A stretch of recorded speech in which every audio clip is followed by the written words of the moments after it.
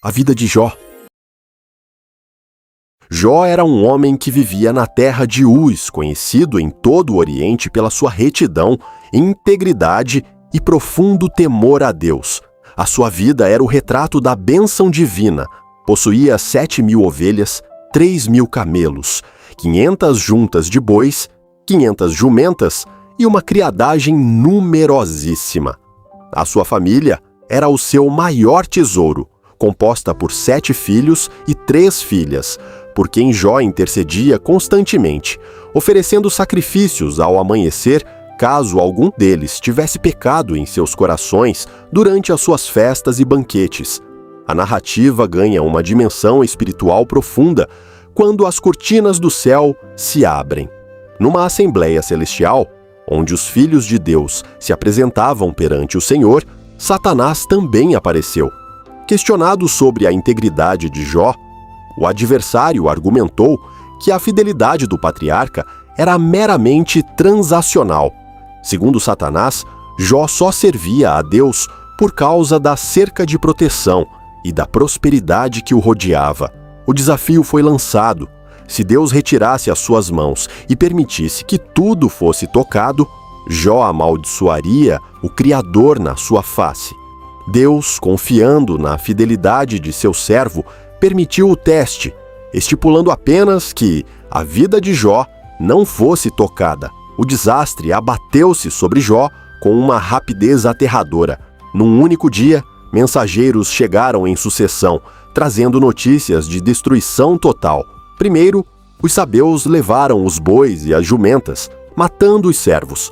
Depois, o fogo de Deus caiu do céu e consumiu as ovelhas. Em seguida, os caldeus roubaram os camelos. O golpe final, e mais devastador, foi a notícia de que um vento impetuoso do deserto derrubara a casa onde todos os seus filhos festejavam, resultando na morte de todos. Jó, em profunda agonia, rasgou o seu manto e rapou a cabeça, mas em vez de rebeldia, prostrou-se em adoração, reconhecendo que a soberania sobre a vida e a morte pertence ao Senhor. A provação, contudo, não terminou ali. Num segundo encontro celestial, Satanás insistiu que um homem daria tudo pela sua própria pele. Deus permitiu então que a saúde de Jó fosse atingida, e ele foi coberto por úlceras malignas e dolorosas, da planta do pé ao alto da cabeça. Sentado entre as cinzas, raspando as feridas com um saco de cerâmica, Jó foi confrontado pela sua própria esposa, que num momento de desespero absoluto, o incitou a amaldiçoar a Deus e morrer para acabar com o sofrimento. A resposta de Jó tornou-se um marco de resiliência. Receberemos o bem de Deus e não receberemos o mal. Ao saberem da tragédia, 3 amigos de Jó, Elifaz, o Temanita, Bildade, o Suíta e Zofar, o Naamatita, viajaram para o consolar. Ao chegarem, ficaram tão chocados com o seu estado que choraram e permaneceram sentados em silêncio absoluto durante 7 dias e 7 noites, respeitando a magnitude da dor. No entanto, o silêncio deu lugar a um longo e exaustivo debate teológico. Os amigos, baseados na lógica da retribuição, insistiam que Jó devia ter cometido algum pecado terrível e oculto para merecer tal castigo. Jó, por sua vez, defendia a sua inocência com veemência, lamentando o dia em que nasceu e clamando por um mediador que pudesse apresentar a sua causa perante o Altíssimo.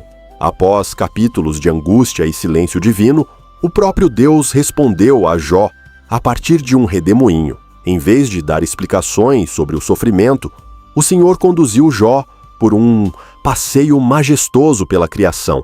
Deus falou sobre os fundamentos da terra, o movimento das estrelas, a força dos oceanos e o comportamento de criaturas como o Bimote e o Leviatã.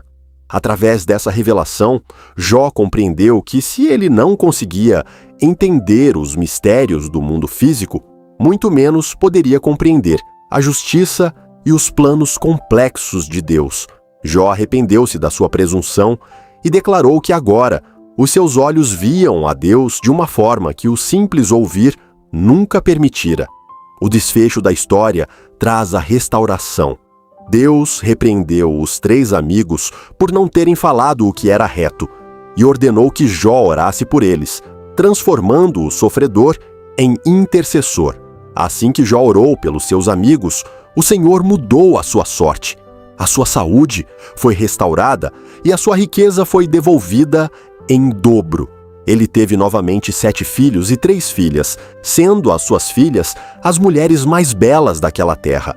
Jó viveu mais 140 anos, vendo a sua posteridade até a 4ª geração, e morreu em paz, farto de dias, deixando um legado eterno de paciência e fé.